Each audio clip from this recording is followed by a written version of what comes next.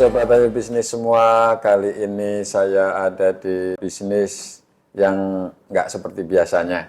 Baru kali ini sepanjang kita tayang, kita mendatangi salah satu perbankan yang memang khusus untuk UMKM. Maaf, kenalan dulu ini dengan Pak siapa? Rahmat Dengan Pak Rahmat, saya Pak Imam. Untuk posisi di sini sebagai apa Pak Rahmat? kebetulan saya diamanahkan 4 tahun yang lalu sebagai direktur bisnis. Dan satu lagi dengan Mbak siapa? Saya Ervina, Pak, bisa dipanggil Vina. Di posisi Saya di bagian staf literasi. mungkin Pak Rahmat ini untuk mengawali bisa cerita sedikit tentang bagaimana awalnya BPR Syariah BDW ini.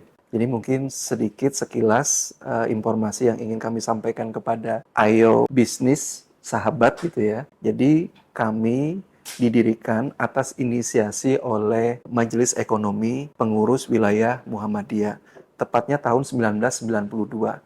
Tapi kemudian itu bisa teraplikasi 2 tahun kemudian, tepatnya di 2 Februari 1994 dengan modal penyertaan pertama kali kurang lebih 500 juta rupiah.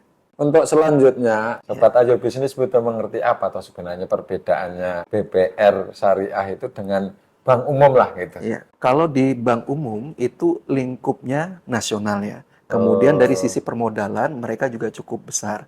Minimal modal yang harus disertakan untuk pembentukan atau pembuatan satu bank umum itu 1 triliun. Sedangkan untuk pendirian satu BPRS cukup 6 miliar itu sudah bisa mendirikan satu BPRS.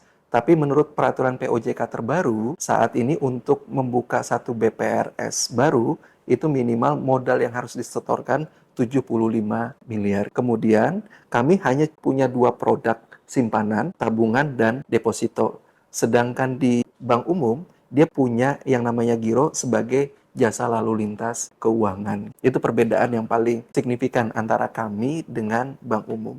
Dan di sisi yang lain, BPRS ini lingkupnya lokal, tidak menasional gitu. Untuk nasabah itu juga ada perbedaan antara bank umum dengan BPR seperti ini. Kalau untuk segmentasinya kembali lagi ke masing-masing ya Pak. Kalau yang dia memang mau yang syariah, dia mau yang sesuai dengan hukum agama yang diterapkan, Islam tidak mau adanya riba. Tapi secara perbandingan seperti itu sebenarnya selama ini gitu masyarakat lebih nyaman ke BPR atau bank umum atau bank syariah atau bank konvensional gitu. Mungkin tergantung kembali ke kebutuhan juga, karena bedanya kami juga dengan bank umum atau juga bank umum syariah, mereka punya ATM, jadi kalau yang mau cepat mereka punya mobile banking seperti itu. Kalau kita kan untuk saat ini memang belum ada fitur ATM ya Pak ya. Jadi misalnya nabung ke kantor, penarikan juga bisa dengan sistem pick up, jadi sesuai kebutuhan juga. Tapi ada yang spesifik lebih cocok mungkin untuk MKM gitu? Ya, jadi memang dihadirkan Bank Perekonomian Rakyat Syariah ini untuk menjangkau semua lapisan masyarakat dalam kategori mikro kecil gitu ya. Kalau karena mikro itu ya, sementara ini sampai di plafon berapa yang bisa didanai atau? Jadi untuk saat ini kita bagi 3 klasifikasi gitu ya, mikro, kecil, kemudian menengah.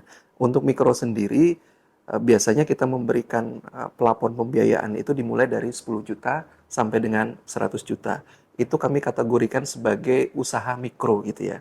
Karena memang perputaran omsetnya masih di bawah kurang lebih 500 juta. Tapi kemudian ketika meningkat perputaran omsetnya sampai dengan 1 miliar, itu kita kategorikan sebagai kecil gitu ya. Itu biasa plafon yang bisa kita berikan kepada pengusaha-pengusaha kecil ini minimal dari 100 juta sampai dengan 500 juta. Tapi kemudian ketika dia sudah punya aspek manajemen yang cukup mapan dan bagus, tata kelolanya juga bagus gitu, itu kita kategorikan sebagai menengah yang kita masukkan dalam kelompok korporasi gitu ya.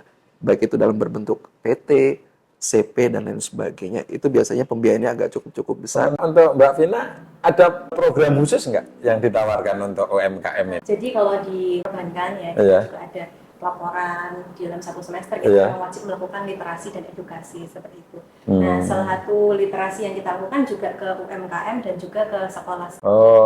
Bentuknya apa itu kalau yang ke UMKM itu? Kalau yang UMKM kita waktu itu pernah kita diundang di salah satu radio, itu kita sounding bahwa kita sebagai mitra jadi UMKM dan juga ini rencana juga yang akan dilaksanakan tahun depan sih Pak. Nanti mungkin lebih ke sarasehan atau yang sifatnya aplikasi dua arah, seperti itu ada narasumber dan juga narasumber seperti itu.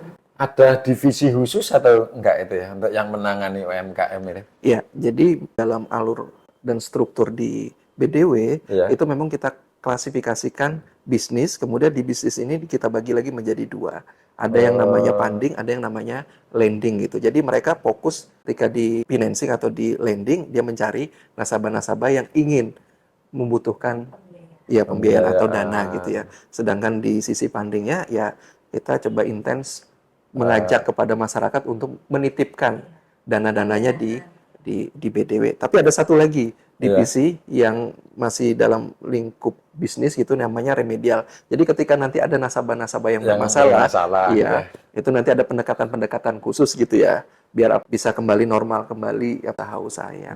Jadi tetap menjaga nilai-nilai syariah, terus habis itu berupaya, berarti kan memang sangat cocok sekali buat Sobat Ayo Bisnis yang ini rata-rata bisnisnya baru mulai sekitar 1 sampai 2 tahun seperti itu. Mungkin terakhir dari Pak Rahmat, ada yang bisa disampaikan buat Sobat Ayo Bisnis semua, khususnya yang ada di DIY mungkin ya, atau di luar DIY juga bisa ya? Bisa. Di luar DIY ternyata juga bisa, atau masih seputaran DIY, enggak silahkan yang bisa disampaikan. Tadi seperti yang disampaikan oleh Pak Imam tadi gitu ya, jadi kita coba menyasar, membidik usaha-usaha kecil mikro yang baru gitu ya. Minimal sudah berjalan 1 tahun. Kenapa kita buat standarisasi minimal 1 tahun? Biar kita mengerti track record perjalanan bisnisnya seperti apa. Jangan sampai kemudian baru berjalan, kemudian kita kasih modal, ternyata dia tidak siap dengan modal yang kita berikan, akhirnya terjadi kemacetan untuk mengembalikan modal-modal yang kita berikan. Kemudian kita juga punya pembiayaan-pembiayaan yang kita sesuaikan dengan kebutuhan masing-masing calon nasabah kita. Kita punya yang namanya akad sirkah gitu ya, berbagi hasil. Jadi berapa besar pendapatan itu nanti yang akan dibagikan sesuai dengan kesepakatan kita bersama gitu. Mungkin Mbak Vina ada keluhan di bagaimana literasi tentang perbankan syariah gitu? Kalau dari tingkat literasi memang dari perbankan syariah memang lebih rendah daripada literasi secara umum. Iya, jadi memang kita perlu mungkin sounding, perlu juga saling mengedukasi bagi yang terkadang awam orang-orang itu dan menolak untuk tahu gitu ya. Jadi kita mungkin buat agar bagaimana sih masyarakat bisa belajar secara lebih mengena atau mungkin lebih asik, tidak yang saklek atau berat seperti itu. Mungkin dengan Bapak juga mengenalkan kepada sahabat Ayo Bisnis seperti ini mungkin salah satu media. Berarti besok kita akan jumpa lagi pemirsa yang salah. Bagaimana mengenalkan perbankan syariah itu kepada masyarakat itu lebih luas. Ini udah langsung sama praktisi-praktisinya, bukan orang-orang yang di kampus yang akademisi gitu. Memang langsung terjun begitu ya Pak Rahmat, Pak Vina ya. Yang pelaku langsung. Mungkin demikian pemirsa perjumpaan kita kali ini, semoga bermanfaat. Nanti kita akan jumpa lagi di seri yang literasi keuangan di edisi yang akan datang. Sampai jumpa.